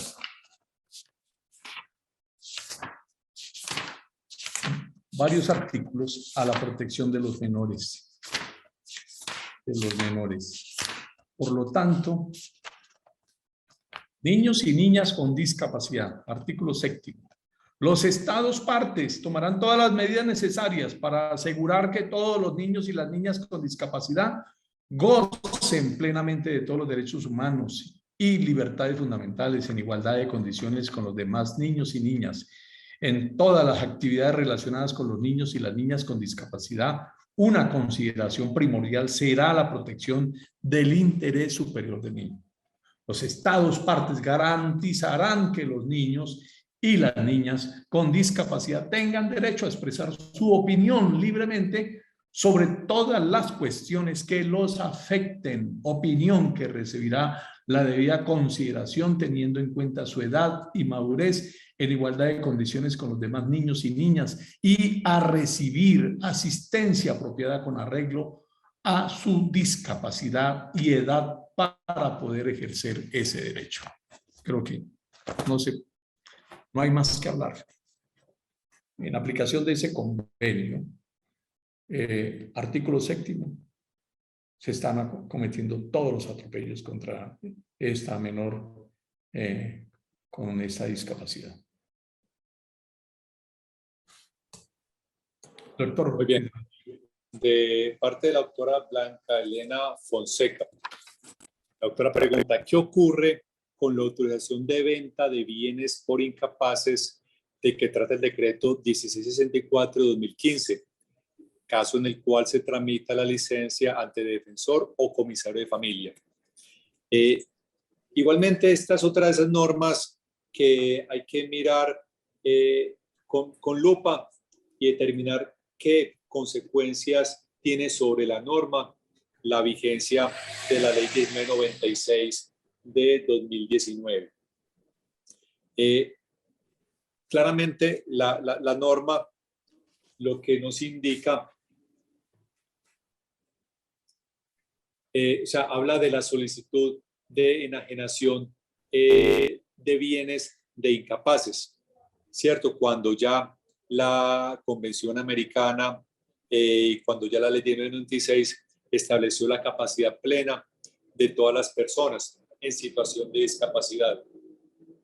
Entonces, ya lo que hay que hacer aquí no es acudir al trámite establecido en el decreto 1664-2015, sino a la ley 1996 del año 2019 y determinar si la persona en situación de discapacidad tiene o no manera de expresar su voluntad y preferencias. Si es posible igualmente unos acuerdos de apoyo o si requiere definitivamente una asignación judicial de apoyos. Pero entonces ya, obviamente, ya no existen procesos de interdicción a través del cual se pueda designar un guardador para que a través del proceso establecido en el decreto 1664 se pueda hacer esa venta de bienes de lo que la norma llama de incapaces. Entonces creo yo que es ahora la norma aplicable de la ley 1996 del año 2019. El doctor Edison Rosero Hernández pregunta, ¿qué pasa si la persona designada como apoyo decide oponerse a una venta porque considera que es desventajosa para la persona con discapacidad? Se pregunta, ¿se puede autorizar la venta si el apoyado, es decir, el titular de apoyo, lo pide? Sí, la respuesta es sí, es afirmativa. ¿Y con base en qué? En los principios que al comienzo de esta charla nos mencionaba el doctor Luis David. Principio de autonomía, principio de la voluntad y preferencia de la persona titular del acto jurídico. Pero yo agregaría uno que cae como anillo al dedo. Está en el artículo 5º, que son los criterios para establecer las salvaguardias. ¿Qué son las salvaguardias? Son aquellas medidas adecuadas y efectivas relativas al ejercicio de la capacidad legal. Y concretamente, numeral 4, imparcialidad.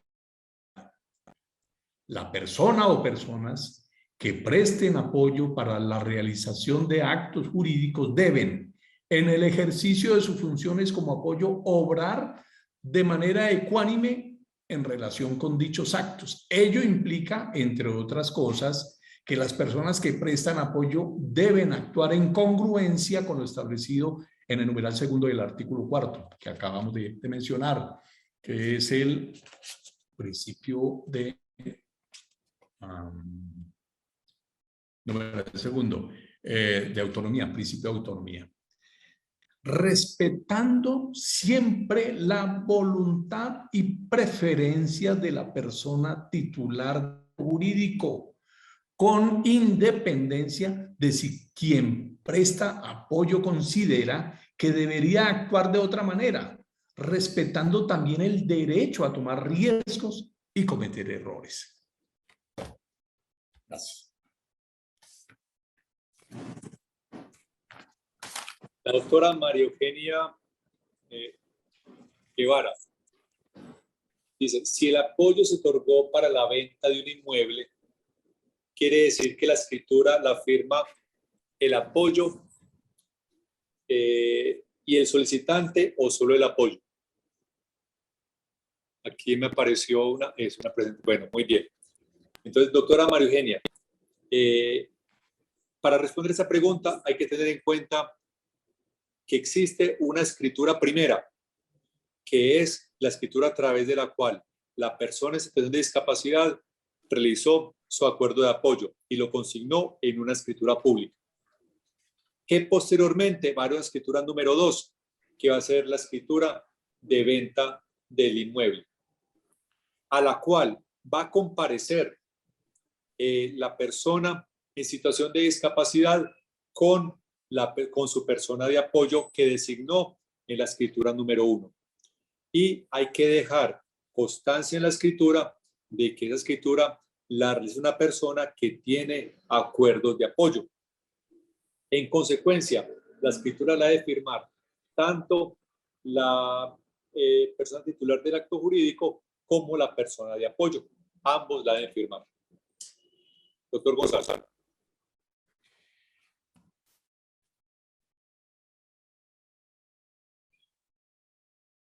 De la Notaría Octava de Barranquilla nos preguntan, es muy importante socializar a las entidades bancarias, porque en un banco no lo aceptaron a un usuario el acuerdo de apoyo que formalizó en la Notaría Única de Baranoa y estableció la voluntad para el cobro de la pensión del titular del acto, y al momento que lo presentó no le aceptaron porque le exigían poder.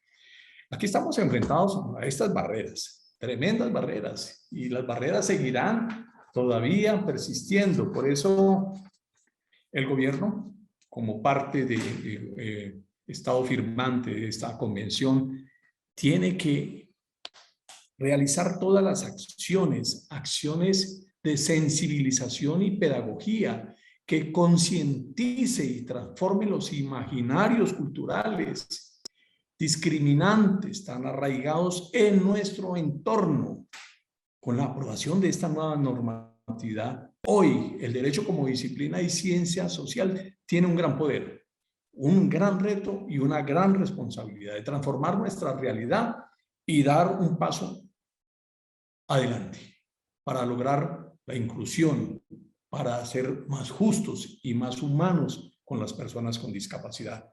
No es justificable, no se justifica de ninguna manera que aún entidades bancarias, entidades de pensiones estén negando o desconociendo los acuerdos de apoyo. En esa labor tiene, yo creo que la voz cantante, la Procuraduría General de la Nación, el Ministerio de Justicia y del Derecho, para implementar todas las acciones correctivas, inclusive sancionatorias, porque ya es un flagrante desconocimiento de esta ley.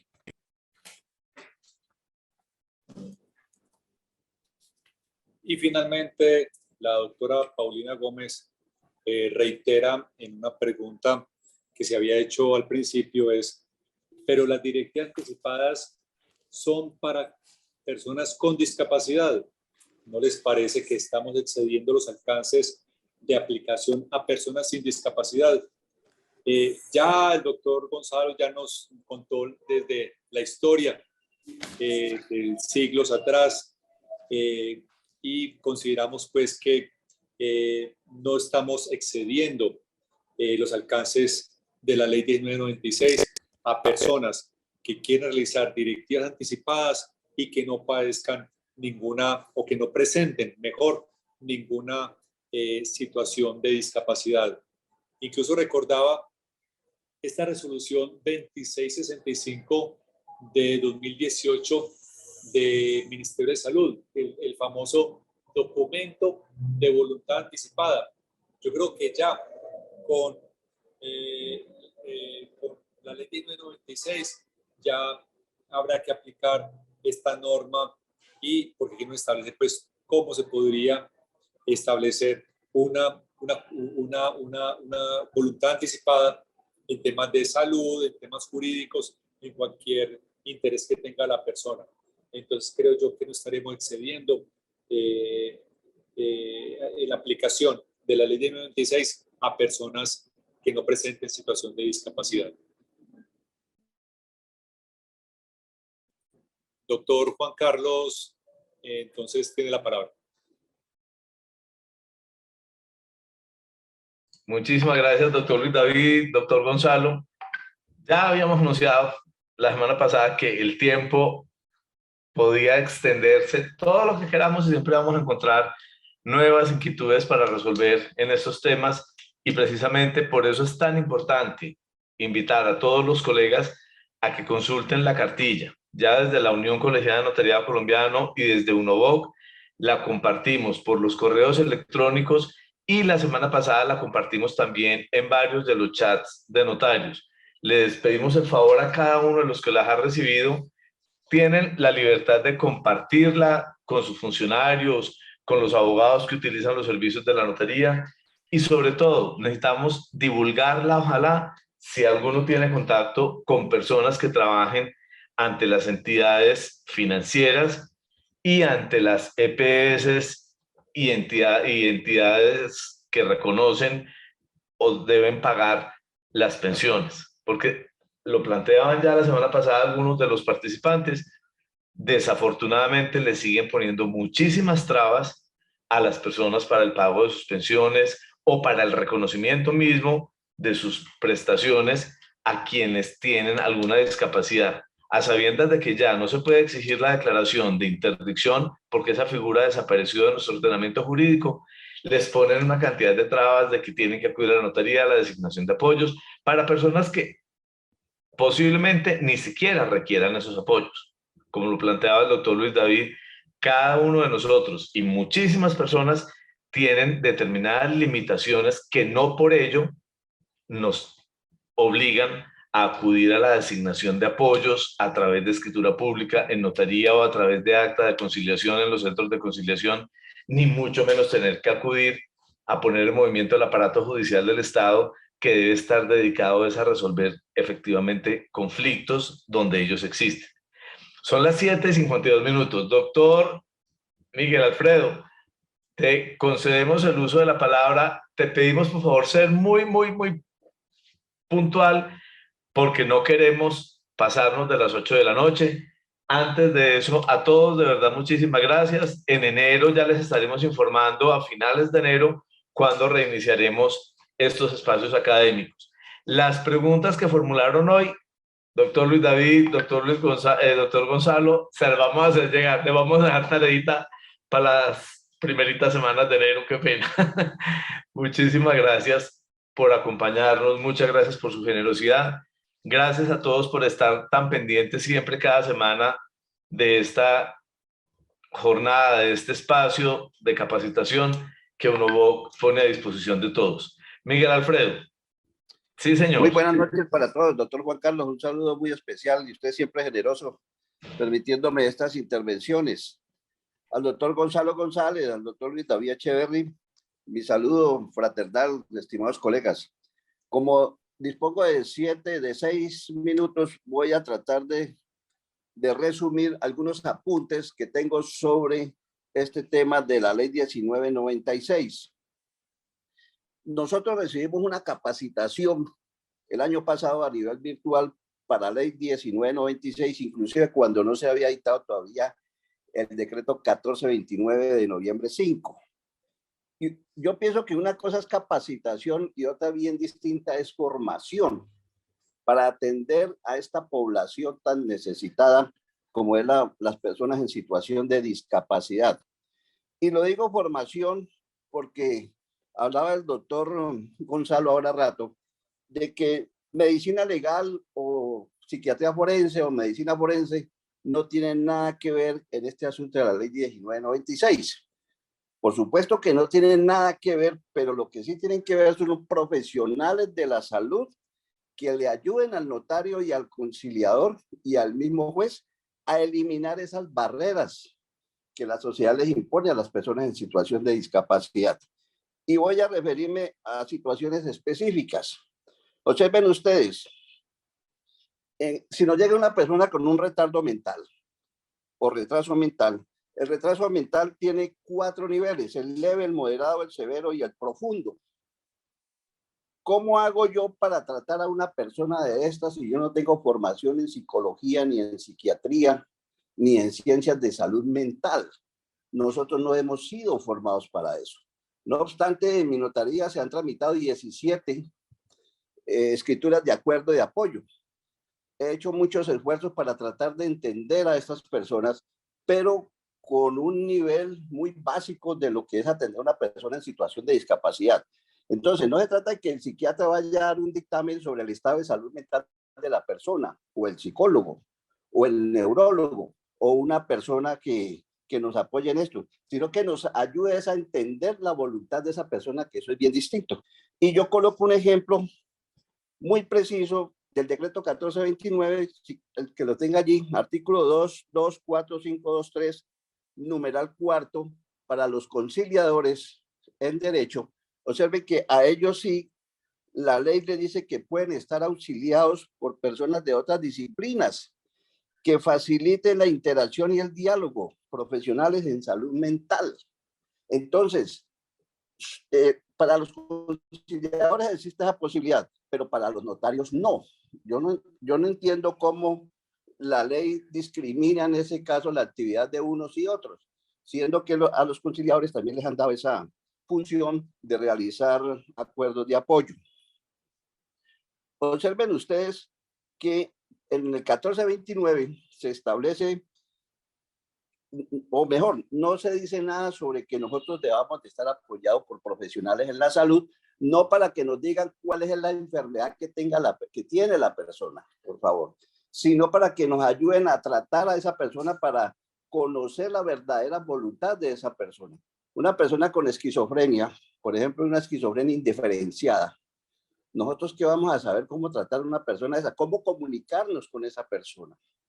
He allí la importancia entonces de los profesionales de la salud, que el 1429 sí lo tiene establecido para los conciliadores en derecho.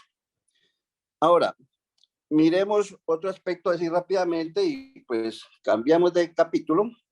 Me llegó ahora días un oficio de un juzgado de familia de Cali pidiéndome que inscribiera un acuerdo de apoyo que se había llevado, que el juzgado, perdón, acuerdo no, una adjudicación de apoyo que el juzgado había decretado, que lo inscribiera en el registro civil de nacimiento de esa persona.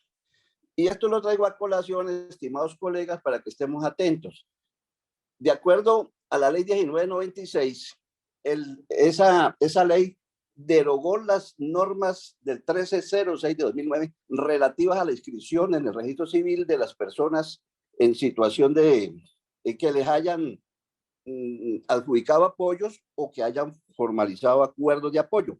Es decir, eso ya no se inscribe en los registros civiles de nacimiento de las personas, porque la 1196, la 1996 derogó esos aspectos de la 1306. Le contesté así al señor juez, le dije, señor juez, por favor dígame cuál es la norma que usted se apoya para decir esto, dado que la ley 1996 ya no lo establece. A los días me llegó un oficio del señor juez de familia de Cali levantando o dejando sin efecto el primer oficio, ¿no? Y dándome la razón en ese sentido.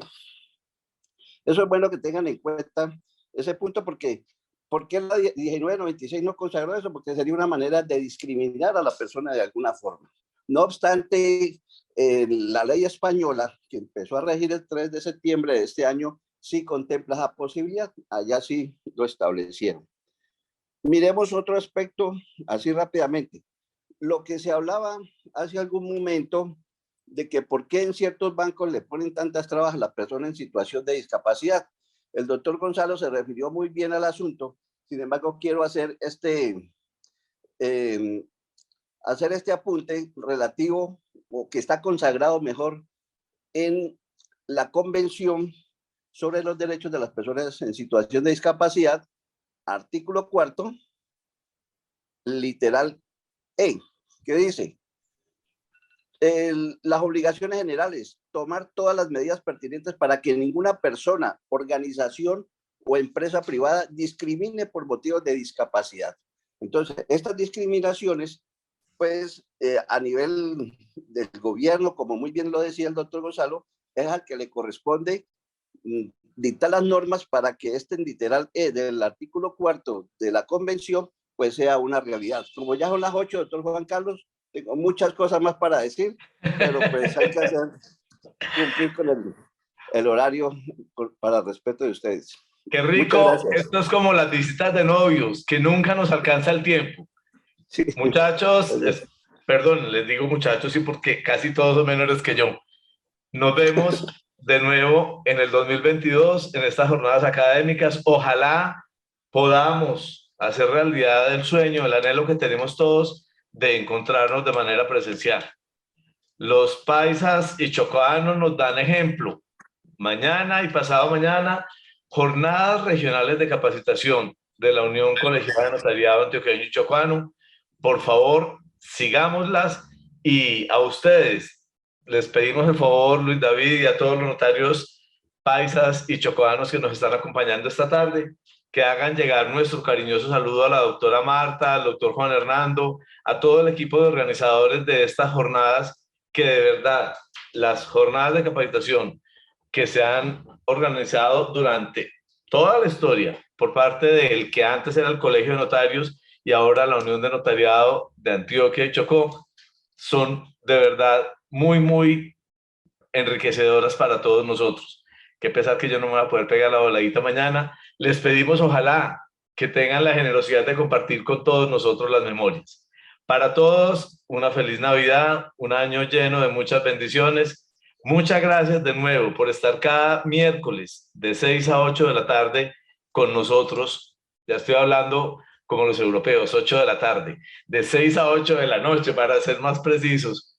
Gracias de verdad por estar con nosotros.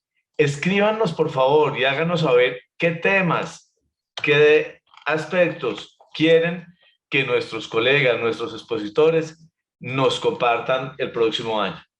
Otra vez, muchas gracias. De parte de la doctora Adriana, un saludo muy especial. De toda la Comisión Académica de UNOVOC, muchas gracias a todos los colegas por acompañarnos siempre.